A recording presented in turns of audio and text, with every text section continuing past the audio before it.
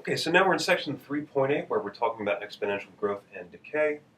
And this is a really common sort of growth. Oftentimes we'll run into a variable whose rate of change is directly proportional to the variable itself. So what I mean by that is this. Let's let y equal y of t. So I'm thinking of t as time, and when I write this, this means y is a function of t. And let's suppose that dy dt is equal to k times y. So this is saying that the rate of change of y with respect to t is a constant times y. It's directly proportional to y.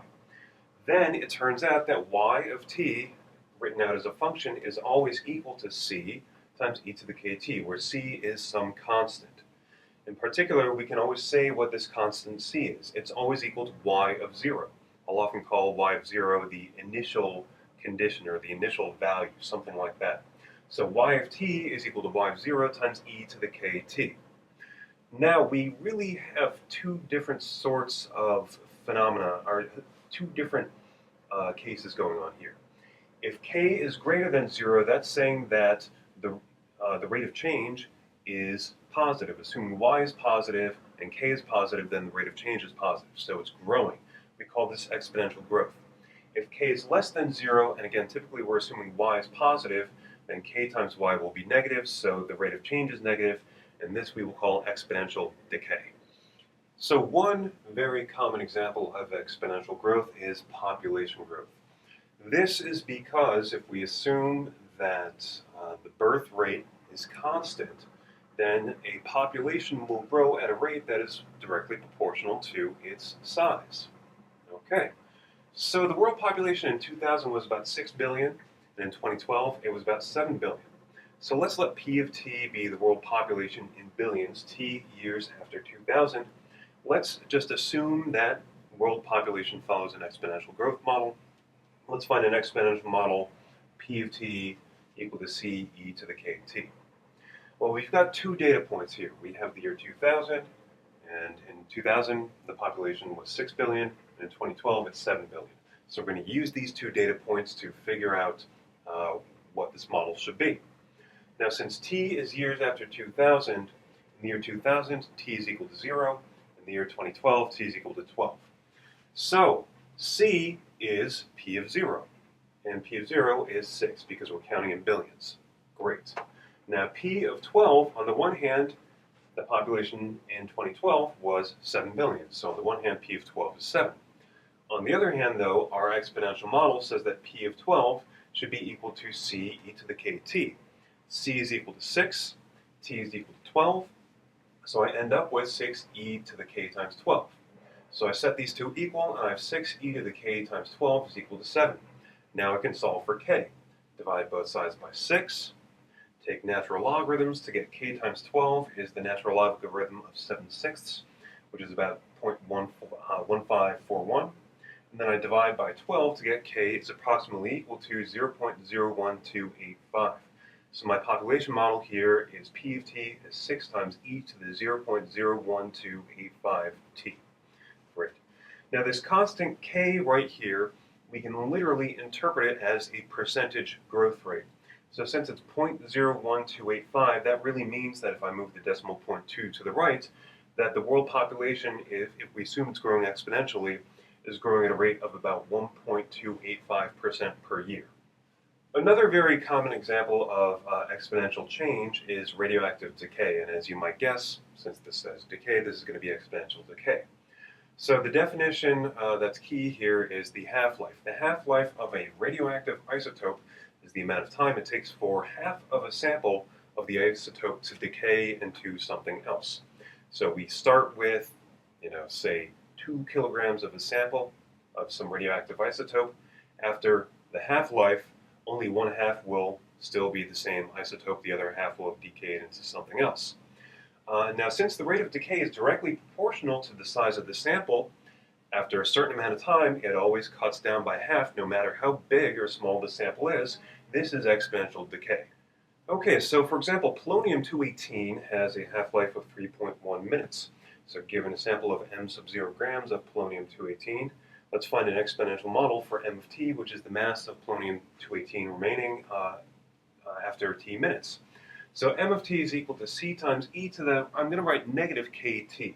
y negative, we just like to write k greater than 0 typically. So then we'll distinguish decay from growth by whether we have a negative here or not. So if I have negative k, it's decay. If I have just k, it's growth. And then k is always going to be positive. Okay, so it turns out that we actually don't need to know the specific initial mass in order to come up with this equation, because we have the half-life. The half-life is going to be good enough for us to figure out what k is equal to.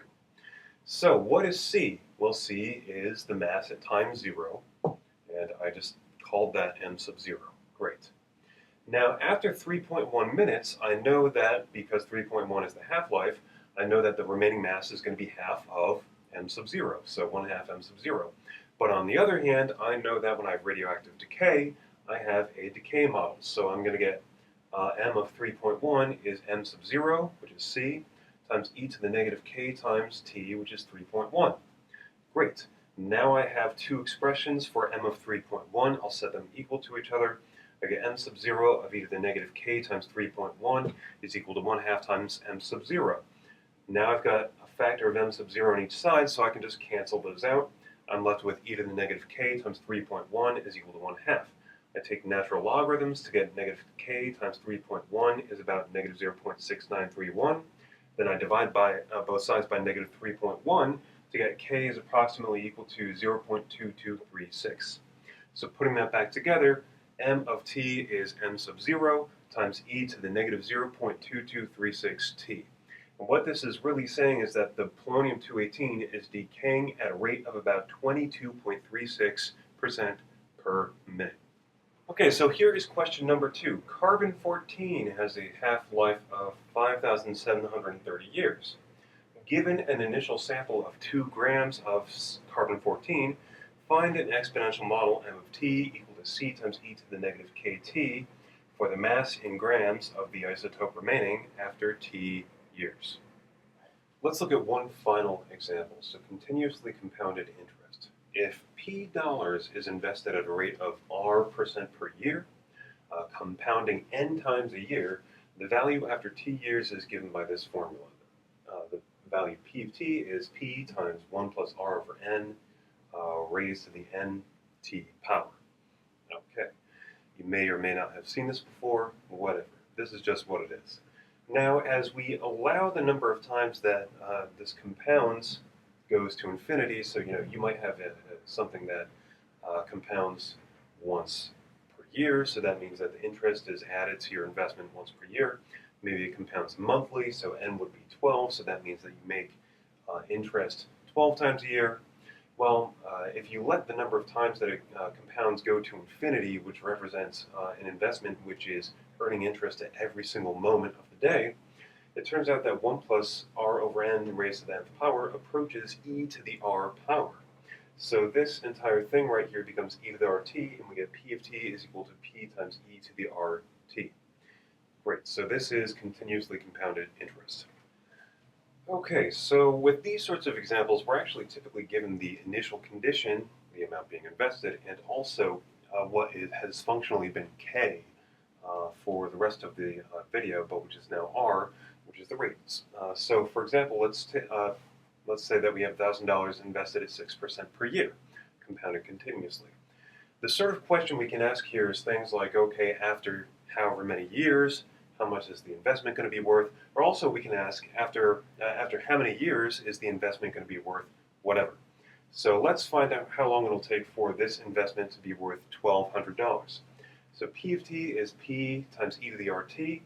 P is $1,000, and R, even though it's 6%, I'm going to write it as a decimal. 6 divided by 100 gives me 0.06 for R times t. Now I'm asking, when is this equation equal to 1,200? Well, I'll divide both sides by 1,000 to get e to the 0.06t equal to 1.2. Take natural logarithms to get 0.06t is approximately 0.1823. And then divide both sides by 0.06 to get t is about 3.039. So after about 3 years, this investment will be worth $1,200.